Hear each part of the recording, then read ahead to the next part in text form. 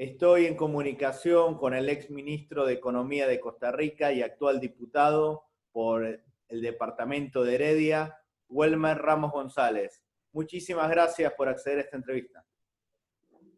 Con mucho gusto, estamos a la orden.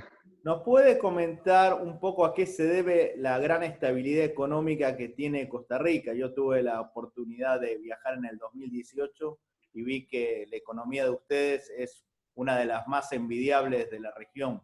¿A qué se debe esta estabilidad que están sosteniendo desde hace varios años? Bueno, una de las cosas que tiene Costa Rica es bastante paz social. Hemos construido un Estado social bastante inclusivo que permite que haya una solución de la conflictividad interna por mecanismos aceptados por todos. Aceptado el sistema democrático que tiene ya muchísimo tiempo de ser un sistema sólido, que aceptemos las decisiones que se toman desde el plano político, pero también Costa Rica ha hecho una inserción en el mercado internacional, ha diversificado las exportaciones, no solo en cuanto a productos, sino también en cuanto a mercados. Y eso le ha permitido una menor vulnerabilidad ante los cambios que se puedan dar en los mercados internacionales. Eso por un lado. Por la otra parte, que hay un poder adquisitivo tal vez interesante que sostiene la economía interna creciendo, pero no quiere decir esto que no adolecemos también de otros problemas que tiene el modelo imperante en el mundo, que ha concentrado la riqueza, que tiene problemas también de generación de desempleo, principalmente en la gente que tiene menos escolaridad, y algunas regiones que estén ligadas con el agro sí se quedan un poco rezagadas, y estos son problemas que enfrentamos nosotros, pero sí la economía costarricense tiene debe tener ya casi 40 años de crecimiento sostenido, de inflaciones relativamente bajas y donde ha habido estabilidad macroeconómica en Porque términos también llama la atención generales. que el costo de vida es elevado, a diferencia de Panamá es mucho más costoso comprar en Costa Rica. ¿A qué se debe? Mire, este es un problema endémico que tenemos muchos países pequeños que son mercados muy oligopólicos y monopólicos. Y como tenemos un sistema económico que últimamente viene premiando mucho el mercado y no intervenir en ellos, hemos aceptado, por falta de la intervención, de que esos monopolios extraigan rentas y de manera abusiva, quizá en algunos sectores. Y entonces, un país tan abierto como es Costa Rica, donde el arancel es de los más bajos de América, el arancel de importar, y donde tenemos apertura en los mercados de capitales, nosotros encontramos aquí que hay que hacer una reforma del mercado. Y esto lo digo de verdad porque aquí el precio de los medicamentos es muy alto y no hay impuestos a la importación de medicamentos. Aquí las materias primas, por ejemplo, para la construcción son elevadas y es consecuencia de los monopolios y oligopolios que tenemos o hemos tenido una ley antimonopolios muy débiles en América, y esto hemos ido logrando hacer cambios no con la celeridad que nosotros quisiéramos. Tenemos un sistema financiero muy concentrado, y entonces permite que tasas de interés muy altas para los costarricenses, tasas para transar muy altas, y entonces esos problemas de reforma del mercado que se han atrasado aquí por tiempo nos estén ocasionando que el costo de la vida sea elevado. Porque si uno compara países europeos, son mucho más baratos para vivir que en Costa Rica. Praga Yo le decía, o por ejemplo, en Lisboa. Panamá, porque es el país vecino y Panamá tiene la economía dolarizada, pero pese a esto es mucho más costoso la vida o el turismo en Costa Rica que en su país vecino. Esa es la lucha. Yo estoy en una lucha desde que fui ministro, exactamente por hacer una reforma del mercado. Los mercados tienen que operar con eficiencia y tienen que operar en competencia. Y la mano del Estado tiene que estar regulando cuando los mercados tienen mecanismos que le permiten a algunos con poder de mercado extraer rentas monopólicas y oligopólicas. Y eso lo hemos dejado de lado en Latinoamérica entera.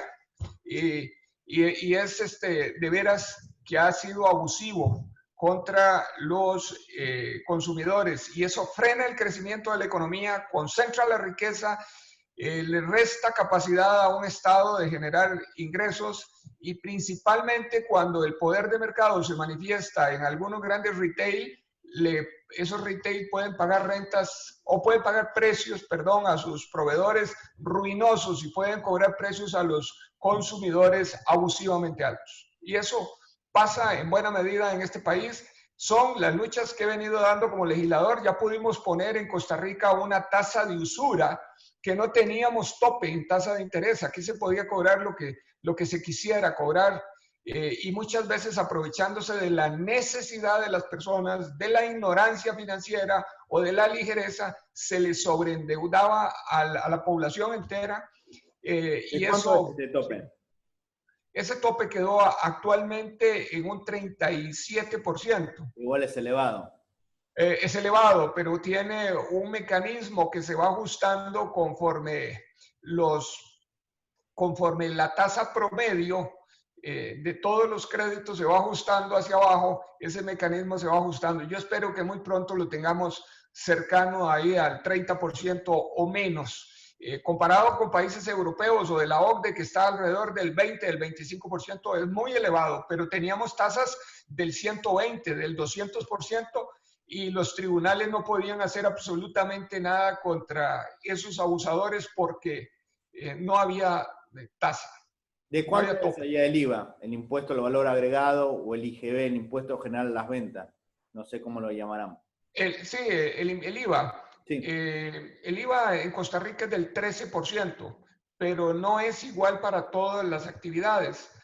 Por ejemplo, en educación es del 2%, en algunos servicios médicos del 4%, en canasta básica es del 1%. Está discriminado según el rubro. El más usado es del 13%, que es el que tiene, digamos que como el 85% de los bienes y servicios paga el 13%. ¿Cuáles son los desafíos de la economía costarricense post pandemia?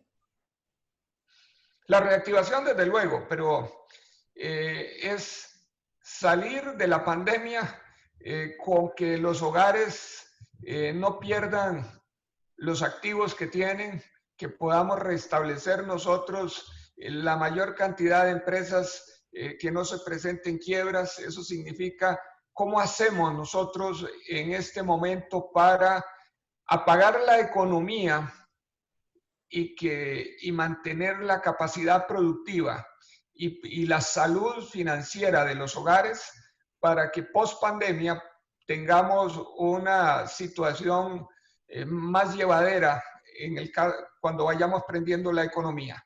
Pero los desafíos post pandemia va a ser cómo arreglamos el déficit público sosteniendo el Estado social de derecho que tiene Costa Rica.